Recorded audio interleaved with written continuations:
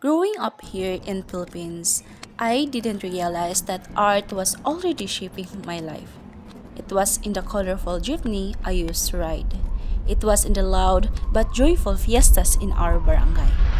It was in the simple schools programs where we wore traditional costume and danced without fully understanding their meaning. Back then, I thought art was just performance, just design, just decoration.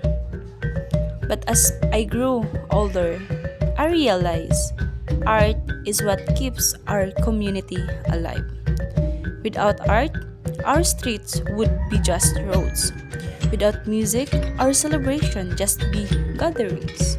Without culture, we would just be people living beside each other, not truly connected. I've seen how festivals like Sinolog festivals bring thousands of strangers together, moving as one, celebrating one faith, one history. I've seen how traditional waving from Cordilleras or Colinta music from Mindanao from social media carries stories older than any of us. And as I ask myself, what makes us Filipino?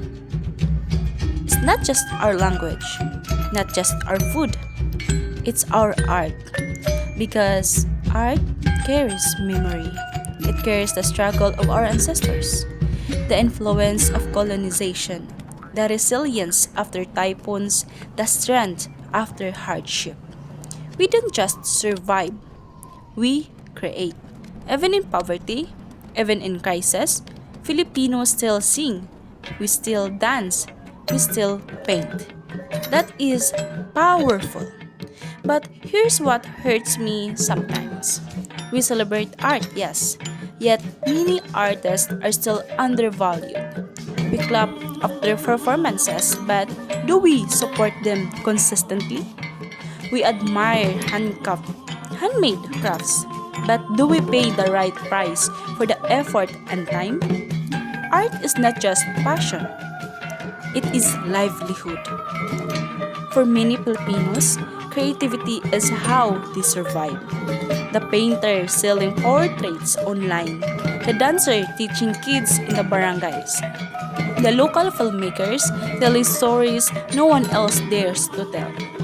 They are not just expressing themselves, they are feeding families. When we support Filipino art, we're not just preserving culture, we are fighting unemployment. We are strengthening local economy. We are telling the world that we are more than just a developing country. We are a creative nation.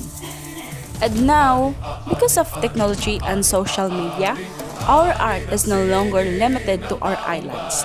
The world can see it. Our design, our performances, our films, they introduce the uniqueness of Philippines beyond beaches and tourist spots. They show our identity. For me, art is deeply emotional. It reminds me that even if we are diverse from Luzon, Visayas, and Mindanao, we share one heartbeat. Different dialects, different tradition, but one spirit. Art become our bridge. It connects indigenous communities to urban cities. It connects the older generation to the youth, and it connects us to the world. If we want our communities to stay alive, we must protect our art. If we want unity despite diversity, we must respect each other's cultural expression. If we want artists to continue creating, we must value their work, not just with applause, but with real support. Because art is not a luxury, it's identity, it is unity, it is survival. And I believe as long as Filipino continue to create, no matter how hard life becomes, our community will never lose its souls.